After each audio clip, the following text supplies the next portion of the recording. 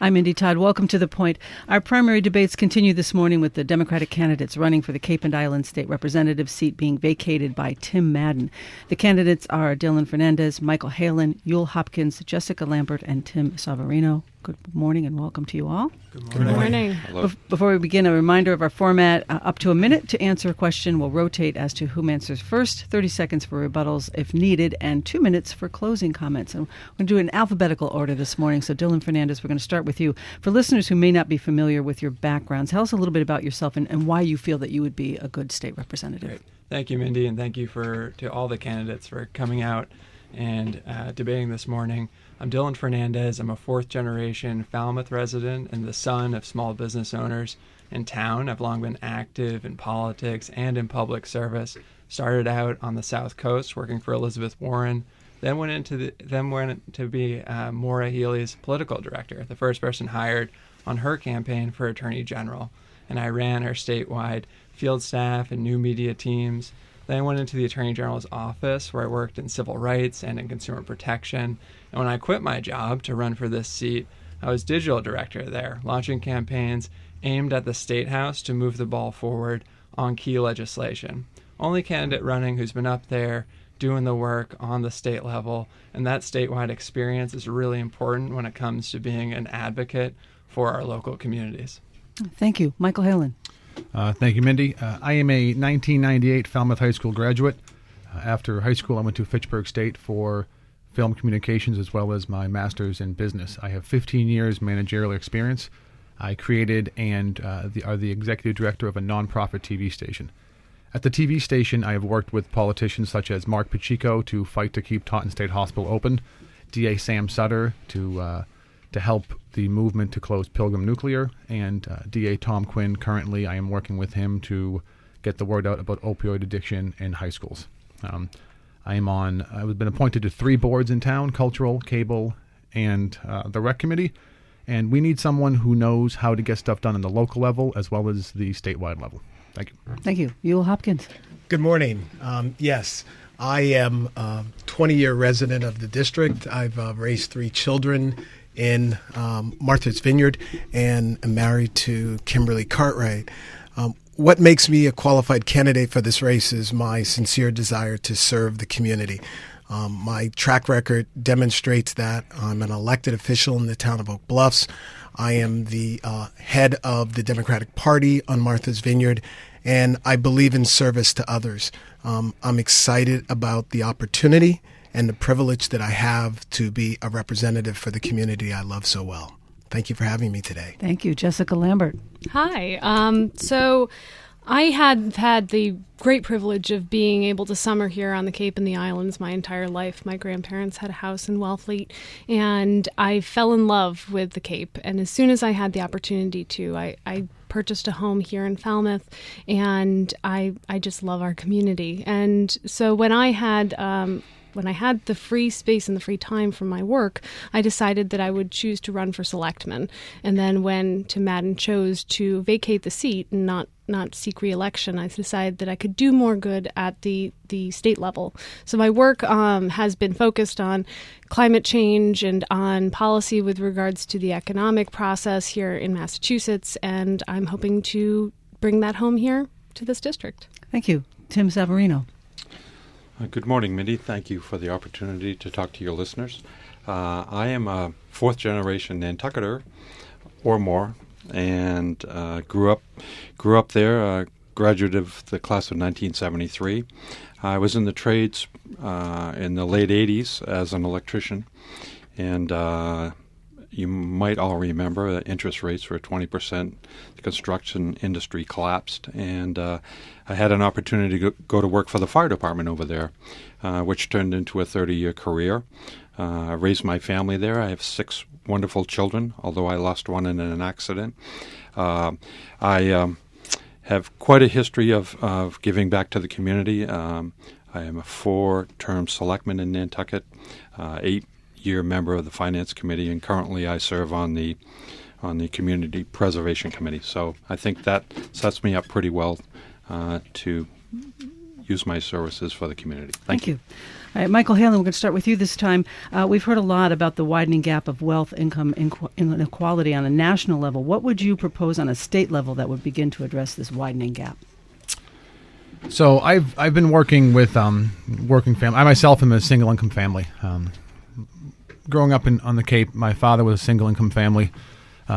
He was a CPA in town, and I'm a single income family living in West Falmouth. I have seen jobs leave the Cape rapidly over the past decade or so, and we need to bring more jobs into Falmouth, onto Nantucket and the Vineyard. And the way to do that is to work with other politicians and other companies. I worked with Rep Vieira, and I filmed an event at Joint Base Cape Cod to bring industry to Hyannis, which would benefit us in Falmouth, and on Nantucket and the Vineyard to bring more working family jobs to the area.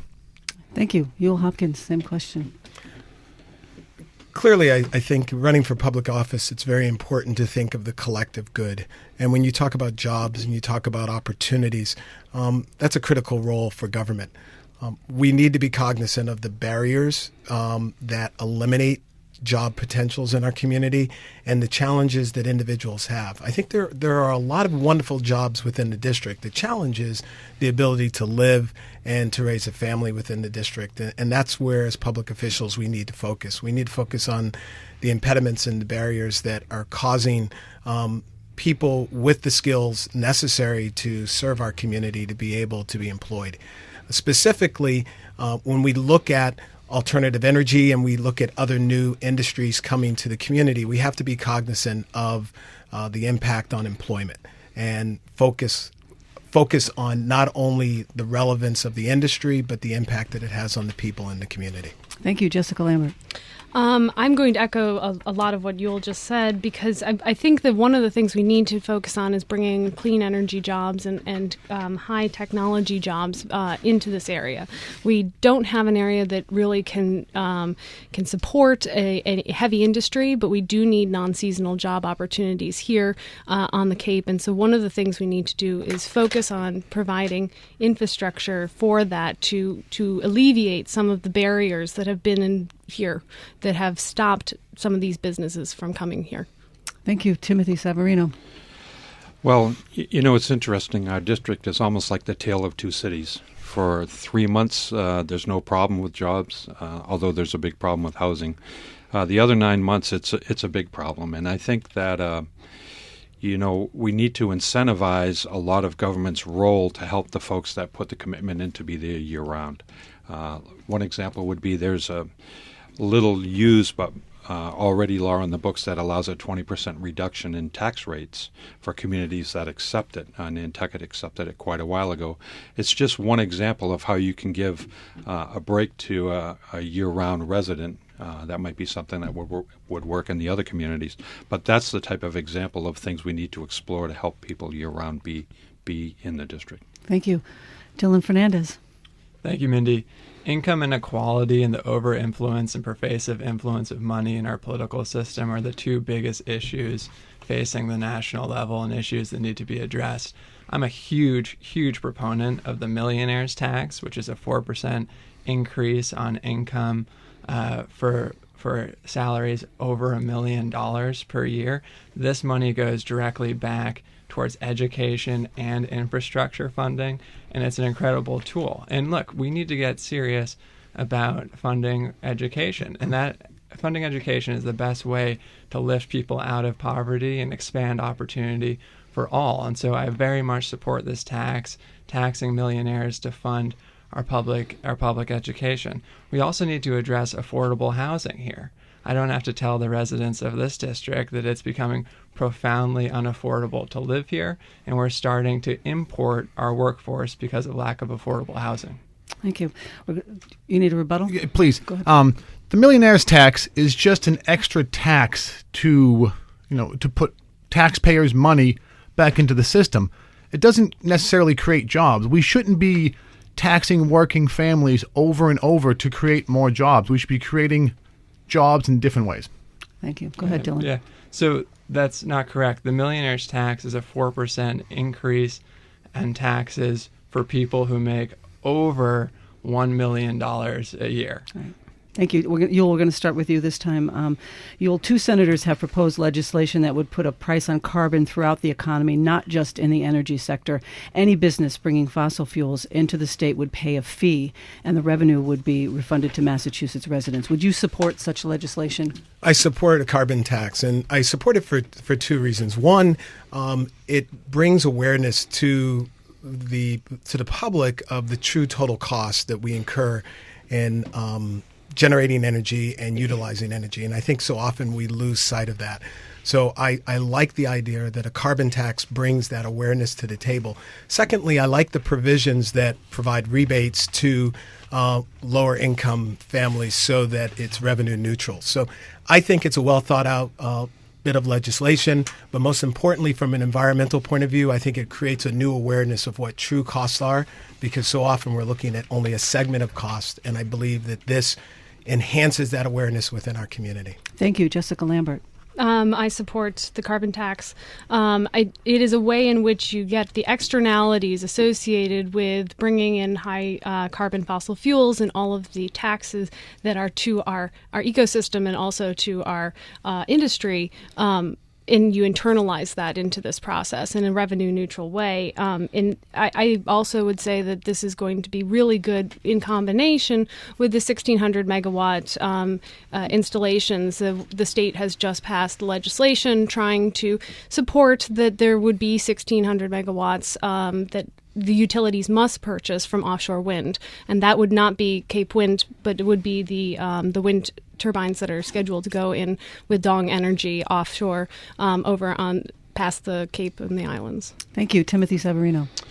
Well, thank you. I do support the carbon tax in principle, but I think that one of the things that I would want to see is the final product, because from my perspective, anything that adds additional costs, we have the highest electricity, or I think we're 5th in the country with electricity costs.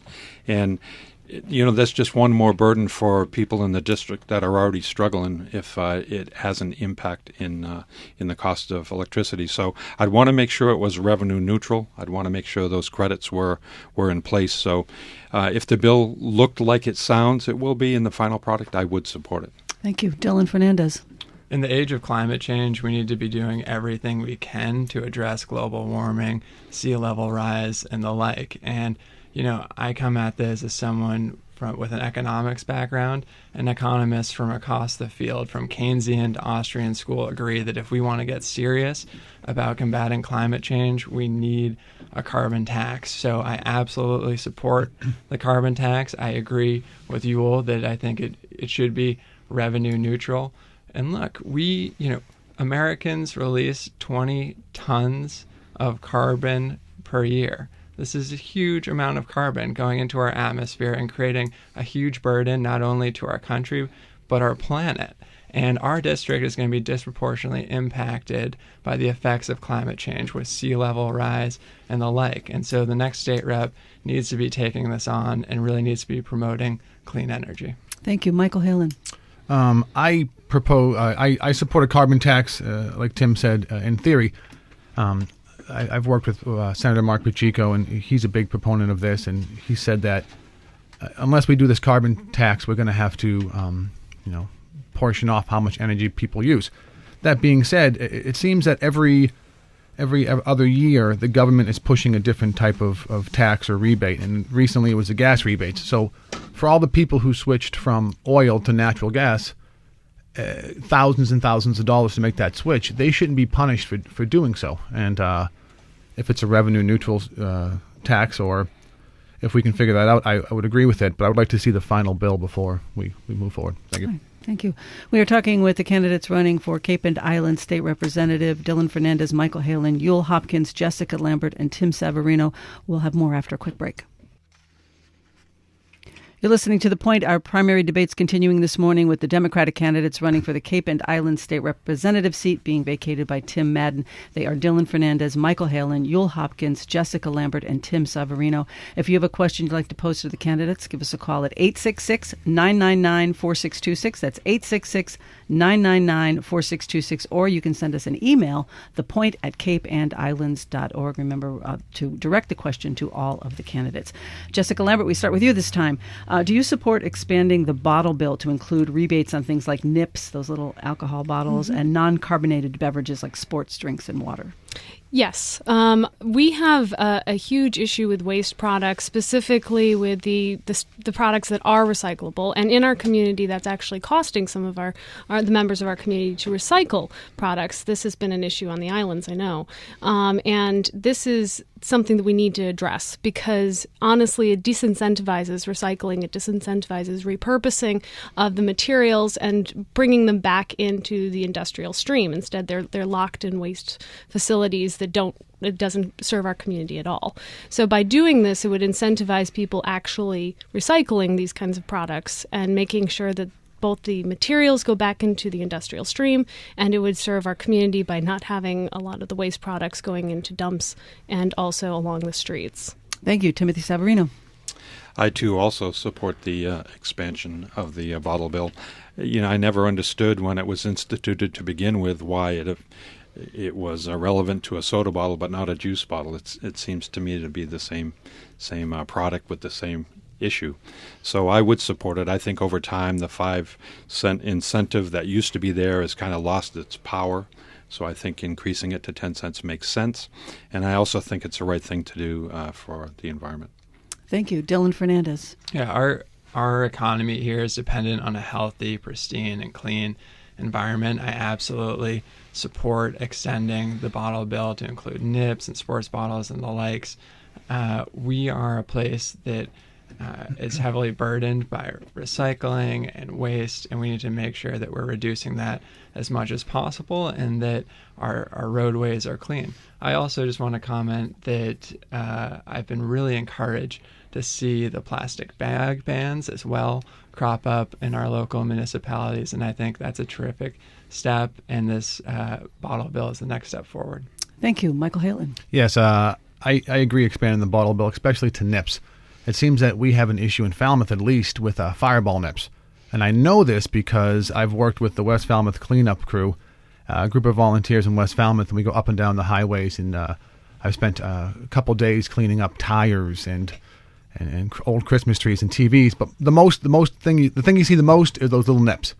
And you have to realize that when those nips get hot, the microplastics come off the nips and go into our drinking water and our streams and our oceans. And we have to stop this before it starts. That being said, I would agree with this bill. As far as the plastic bags go, you can all get your Michael Heylin for state rep reusable bag to cut down on plastic bags. Thank you. Ewell Hopkins. Sure. This really highlights a passion of mine when you ask this question. First of all, the simple answer is yes, I support the legislation. But more importantly, what I want to propose in this conversation is leadership, which may not be embraced by the entire community. And that is, I don't see any redeeming factor to NIPS. I'd like to introduce the conversation of what's the value of a NIP entirely. I think it's a very predatorial process. I'd like to have a discussion around banning NIPS. I'd like to have a discussion about banning plastic water bottles. Controversial, some people would be challenged, but I think leadership needs to stand up and take on controversial issues. And I believe that there's very little, if any, redeeming factors to NIPS. I think that it takes advantage of people in desperate situations, and I would like to encourage the removal of NIPS entirely. Thank you. Jessica Lambert.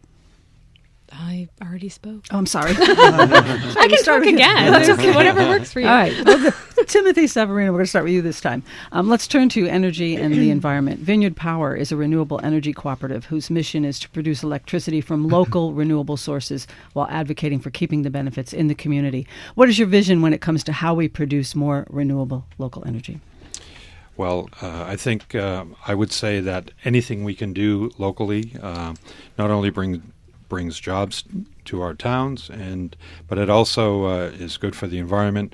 I've always been very envious of the vineyard. They've had a cooperative over there for quite some time and bought power back when it was much more expensive on Nantucket.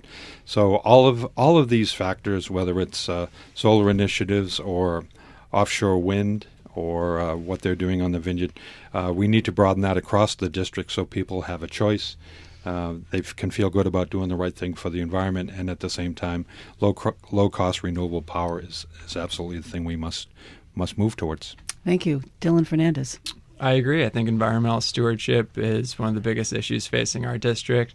I am really excited about the project proposed 13 miles south of the vineyard, deep water wind turbines. I want to see this move forward.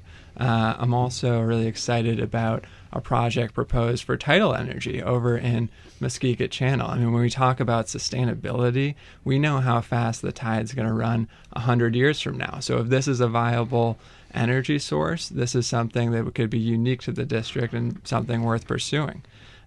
We also need to talk about extending our solar tax credits. The energy bill that just passed the State House did not address solar tax credits and the like. We need to make sure that we extend them because these panels are just getting more efficient, they're getting more effective, and it's a terrific way for local consumers to save energy. Thank you. Michael Heylin. Yeah, I think everyone here agrees that we need to come up with renewable energy for our district and the state and the country. The one thing I will say about renewable energy is that I refuse to vote on anything and pass anything that's going to affect our neighbors. The wind turbines in Falmouth have split this town in half, and I refuse to let our area be the testing area for people off Cape. I don't want them to use our towns to get their energy if it's going to make our neighbors suffer. So if the wind turbines are offshore enough, I agree with them, but I wouldn't do anything that's going to affect our tourism. And then the other thing is that we have to look at how the lobbyists for solar companies are influencing our elected officials now. There's too many lobbyists who are working for different renewable energy sources and have the ear of elected officials, and we have to stop that. Thank you. Ewell Hopkins. Sure. The last session of the House missed a big opportunity where we mentioned the energy bill a moment ago. Vineyard Power has spent a 2-year effort trying to advance legislation around community empowerment. Just the concept of bringing some of these decisions down to the municipal level, it's been a national model that we couldn't pass. I think it was a major loss for all of us. I think it's also an example of ingenuity and creative thought within the district that wasn't shared across the district. The focus was to take that concept and discuss that at Beacon Hill. If we had had a broader discussion within district around the Community Empowerment Act, I think we could have gained more support, created some level of consensus support within the district, which could have got that legislation passed. So I'm a big supporter of looking at the Community Empowerment Act again next year and next session and supporting all of the work of Vineyard Power to move that forward. Thank you. Jessica Lambert. I believe that we need to improve and implement as many alternative and renewable energy options and solutions as we can. We also need to work to improve our efficiency with regards to the energy infrastructure that we already have. That being, I think that's a no-brainer. I think that we all believe that we need to have domestic, clean energy that reduces our need on foreign sources and foreign energy.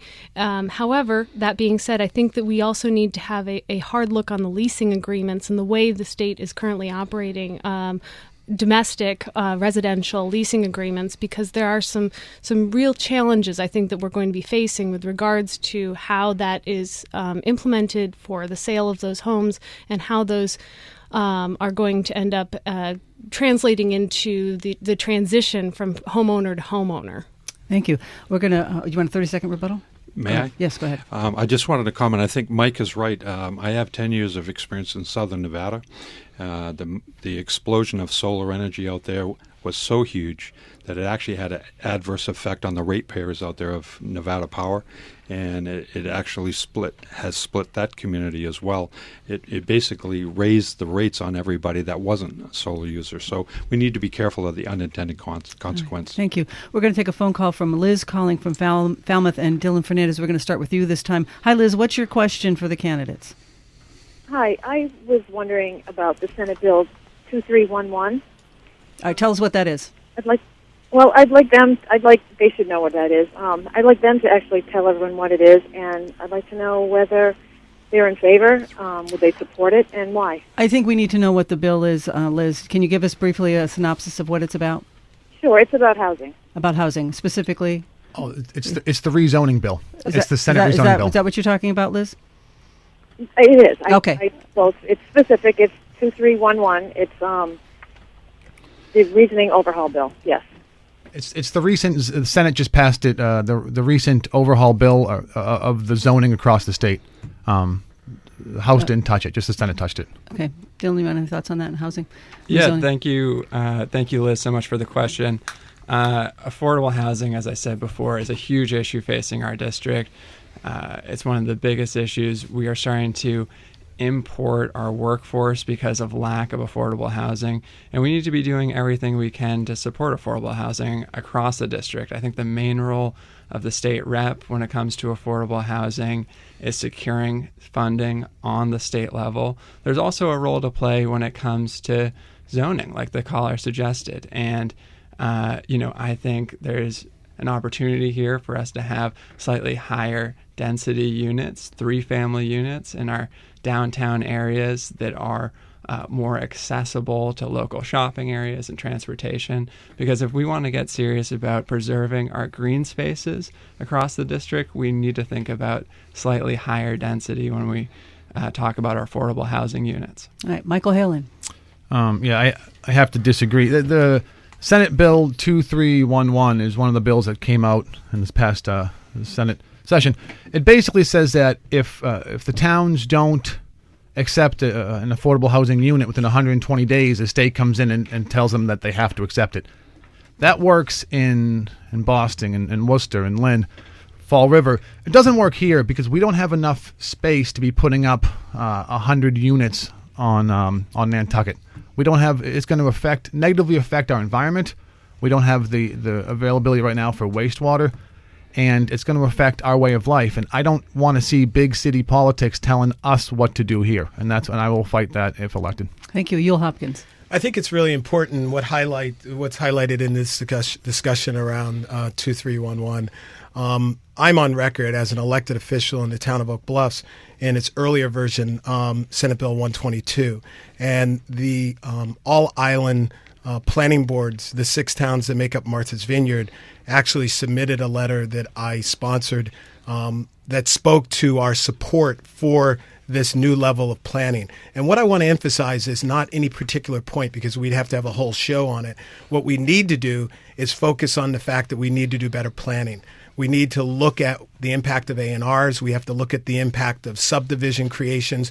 We have to look at the impact of our patterns of behavior. And what this legislation was attempting to do was to modernize the planning process within the Commonwealth, which is willfully behind in the times. So there are aspects of it that I have challenging concerns with, but overall, the idea of bringing planning to the forefront is an absolute must, and I support the effort. Thank you, Jessica Lambert. Well, one of the things I think we do need to do specifically in this region is take an inventory of the existing housing structure and the number of buildings that are currently underutilized with regards to, the vast majority of our houses are used at least partially as summer homes. And this is something that we have to take a look at, because we're going to have to invest in a lot of infrastructure in order to build a lot of these units, sewering, making sure that we have sufficient aquifer, specifically on Nantucket, to deal with these kinds of issues. So I think that this needs to be something that takes on a localized approach with regards to how we institute affordable housing. Clearly, we need to address this in our community, but it needs to be done in a way that is specific to the needs of the community as they stand. Thank you, Timothy Soverino. Well, thank you for the question, Liz. Senate Bill 2311 is troubling in the sense to me that it takes away control from the local communities. It's kind of a parallel to the 40B statute that's already on the book that allows developers to come in and circumvent zoning and build projects that are much out of scope and character that the communities are trying to preserve. Nantucket has spent decades trying to preserve the character and the history, and these kind of efforts take a lot of that local control and passion away. But having said that, affordable housing couldn't be any more the number one issue than it is in Nantucket. As Dylan has said, we're importing a workforce, and that's pretty difficult in Nantucket because it's costly, it's time consuming, and so affordable housing in Nantucket is front and center, probably with the opioid crisis, probably the number one issue. So clearly I'd want to see some more about this, but at first blush it would be tough, I think, for Nantucket, although district-wide we need to look at it. Thank you. I'm going to kind of follow up with that on the housing question. And Michael Heylin, I'm going to start with you. Yesterday we had a program about affordable housing and possible solutions. And one of the suggestions that came was to take a more regional approach to 40B. Would you support that? I think that everyone should have the right to live where they choose. So I think that if we were building apartment complexes off of behind Walmart in Spring Bars Road, and people who want to live in Falmouth should have the choice to live in Falmouth. And I think that I would like to see every town kind of have its own choice on what they want to do with 40Bs. When I've said this before, and I'm going to keep on saying this, is that what works for Falmouth might not work for the Vineyard, might not work for Nantucket. And I'll say that what works for all three of these unique, beautiful places is not the same thing that works for the big cities. And we have to kind of pay attention to that. Thank you. Ewell Hopkins. Yeah, I really appreciate that distinction because the term 40B is not a bad word on the Vineyard. We've actually had many successful, what we call friendly 40Bs. The thing that I want to emphasize is that the intent of the legislation is to address the tremendous housing challenge that we have. Now, can it be perfected? Can it be improved? Absolutely. And there are ways to do that. We also afford the luxury of having very strong commissions, the Martha's Vineyard Commission, the Cape Cod Commission, that oversee and kind of mute the negative impacts of 40B. So I think we have the best of both worlds. Again, it goes back to the point of highlighting the importance of planning. And if we adapt a more collective sense of will, and we understand what we're attempting to try to accomplish and the challenges in current zoning, I think that it is a phenomenal tool of benefit to all of us. Thank you. Jessica Lambert. Clearly, we need to overhaul the way in which we're approaching this because we have a housing crisis in the region and it's not going away. It's only getting worse. And part of that is because of not enough housing units, but part of that is also about not having the income that is necessary to afford the housing units that are currently in place. So we need to, I am a proponent and a big believer in affordable housing and trying to institutionalize this in a way that will reorient the organizational structure with regards to that. But it needs to be done in a way that also works with the existing housing inventory, and it also needs to be done in a way that also takes a coordinated approach to trying to ensure that the people have enough income to afford the housing units that are there, and that they're already capable of purchasing those units, because sometimes that also becomes its own challenge. Thank you, Timothy Soverino. Well, I'm intrigued with the notion of a regional approach to 40Bs. You know, in this district, whether you're in Falmouth or on the Vineyard or Nantucket, we really have two housing issues. We've got a seasonal housing issue, and then we have a year-round housing issue. And I think we need to kind of think about that. And if I'm lucky enough to be up in Beacon Hill, we kind of need to split the baby in two here because I think most importantly we need to take care of our year-round residents who are the lifeblood of our communities. Notwithstanding that, we need to look at the seasonal impact, that the huge workforce that we need to endure the influx of all of our summer visitors is also a huge issue. But I think there can be two different types of housing units. So I think we need to look at this a little more, and that would be my thoughts on this. All right, Dylan Fernandes. Thanks, Mindy. I absolutely support advancing affordable housing. When it comes to 40B, I do think we need oversight and transparency in the process. I know 40B goes a long way to advancing affordable housing across the district, but there have been some concerns from people about construction companies and the like taking advantage of 40B. So I think it's a good program. I think we need open and a transparent process with these projects. And, when it comes to affordable housing, we need to be giving preference to people who live in the communities, who live on Nantucket, who live on Martha's Vineyard, who live in Falmouth. And I also think we need to be giving some preference to municipal workers, because our teachers, our hospital workers, firefighters, policemen are really struggling to live here and afford to live here. All right, thank you. We're talking with the Democratic candidates running for the Cape and Islands State Representative seat. We'll have more after a quick break. You're listening to The Point. We continue our primary debate with the Democratic candidates running for the Cape and Islands State Representative seat. Ewell Hopkins, we start with you this time. There's been a push for what's being called the blue economy, or supporting marine-centered industries. What's your plan for economic growth in our region? Well, the beauty of the blue economy is that it acknowledges the importance of a private-public partnership. It highlights the importance of attracting industry, and most importantly, understanding what private entrepreneurs are looking for to make critical investments. And it requires that municipalities work closely with the private sector to have a harmonious discussion around advancing jobs and the industry in an environmentally sensitive way. So I'm very supportive of the concept and encourage it tremendously. Thank you. Jessica Lambert. I believe that we really need to better fund our hatchery program. To be perfectly honest, I mean, this is part of our culture, but it's also part of the industry in the region. And having a well-funded hatchery program has historically done wonders for our economy, and has increased productivity for both the oysters as well as the quahogs. And this would also help with wastewater treatment. So, thank you, Timothy Soverino.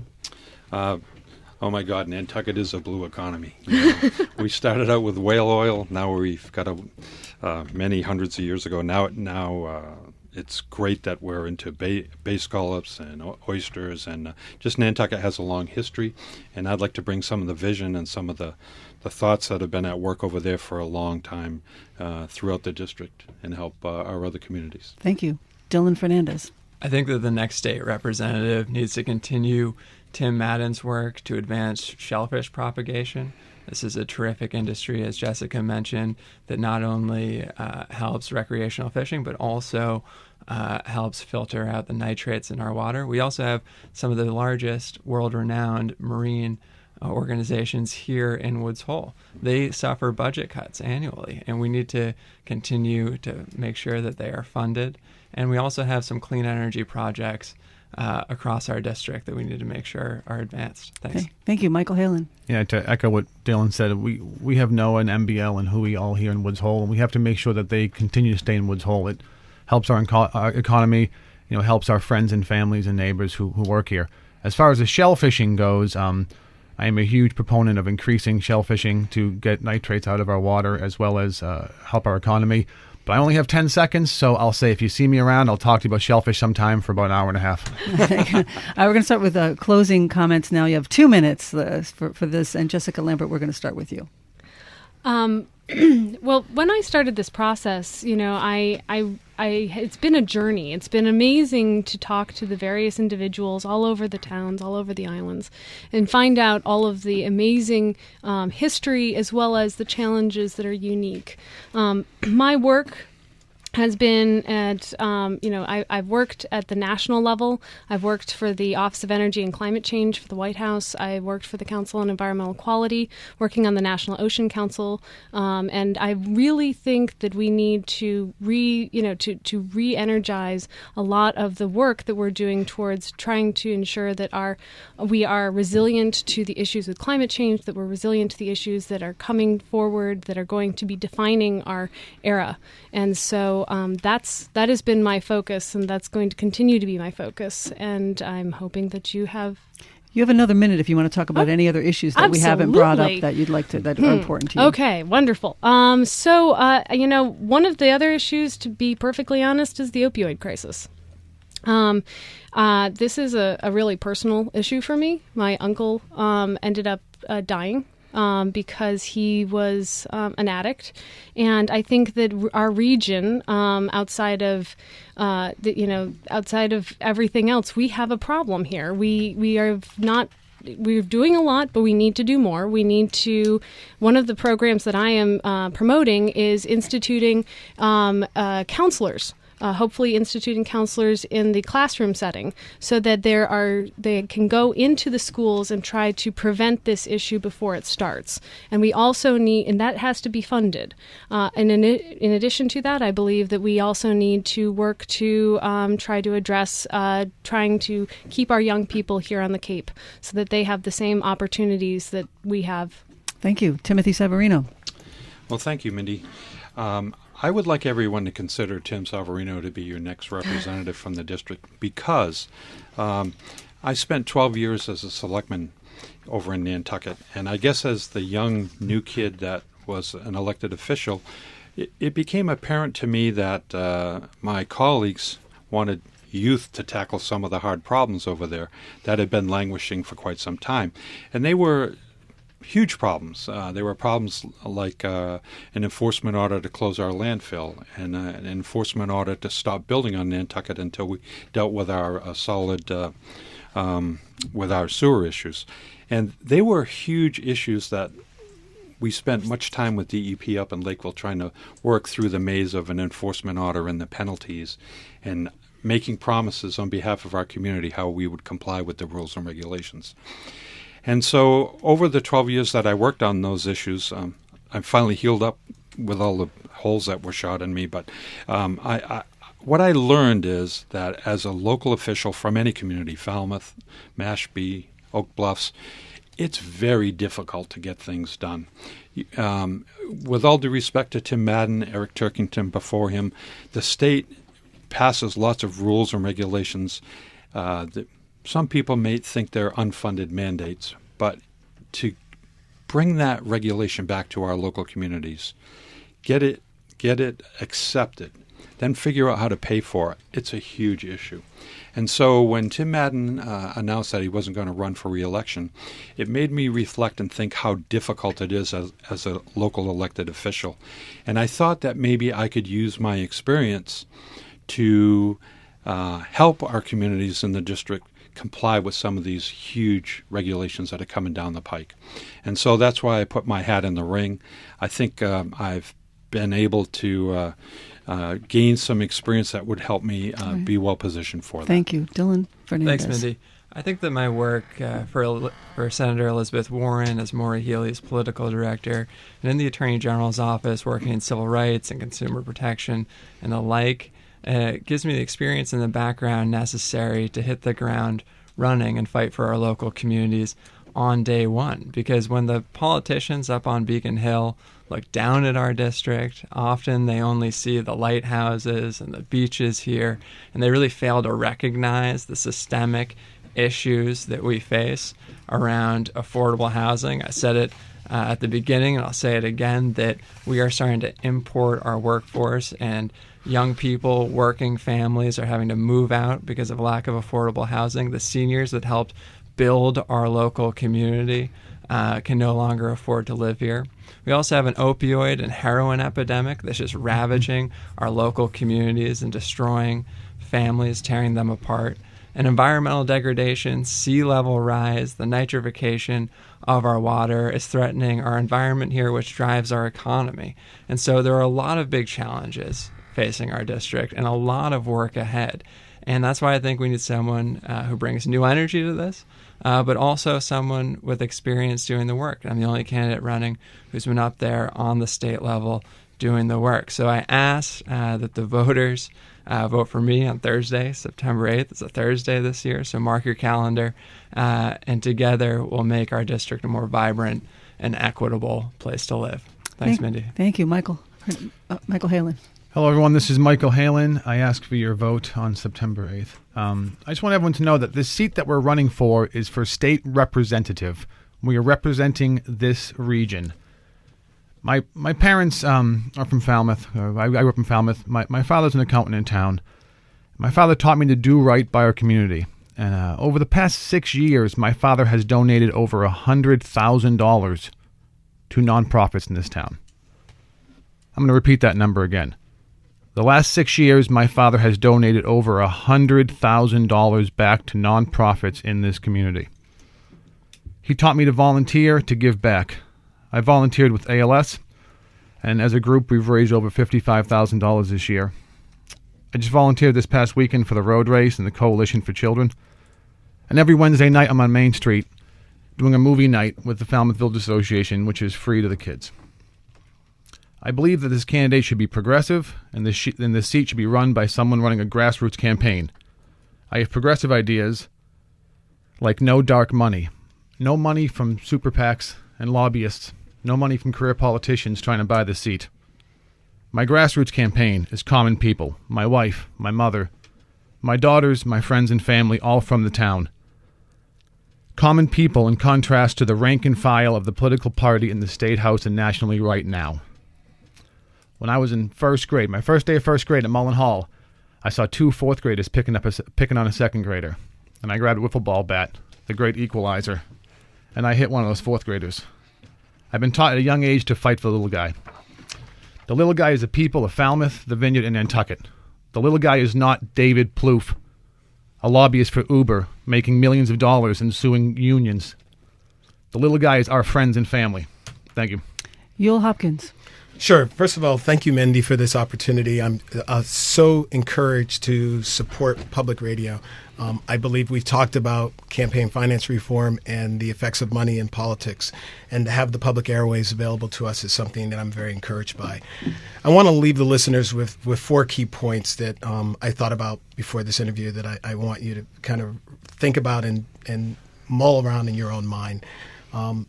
I want you to think about my commitment to building an alliance within the island communities, the town of Falmouth, and the greater Cape, so that we speak with a greater voice at state. It's critical that we get to know each other and understand each other much better if we're going to be effective in this process. So my campaign entirely has been focused on how do we facilitate in-district conversations and improve our relations with one another. I have a demonstrated track record of community service, advocacy for affordable housing, and promoting sustainable economic development on the Cape and Islands, and I think that that's very critical. My vision is the common good of the Cape and Islands. What binds us together is stronger than what is our differences. And I believe the state rep for this district should be prioritizing engagement within the people of the district, focused on service to others with a commitment to transparency in government. And these are the underlying factors of why I'm running. And I say my campaign priorities are driven through the grassroots. They will continue to be informed by what we collectively prioritize as a community, not what I prioritize. But some of the things that I start with is the importance of guaranteed pre-K education to all children. And we can develop that much further, but it's critical and it hasn't come out today. Also promoting better strategies for building affordable housing, not only for young and not only for the workforce, but for the older members of our community. And there's a critical issue there. We have to heal the opiate addiction issue, and we have to implement sustainable economic development on the Cape and Islands. Working together, I believe that we can have a true impact on our lives. Thank you very much. I think all of our candidates here today, Jessica Lambert, Timothy Soverino, Dylan Fernandes, Michael Heylin, Ewell Hopkins, thanks for coming in. And if you missed any of the debate this morning, you can catch it on our website, capeandislands.org. The primary, again, September 8th. I think we have one more debate left next Thursday before the primary. We want to check out our election page, and of course we'll have debates for the general election soon to come. I'm Mindy. Todd. Thanks for listening. The Point is produced by Amy Vince. The executive producer is Mindy Todd. Production assistance from Jenny Junker. Theme music by Benjamin Verdery and William Coulter.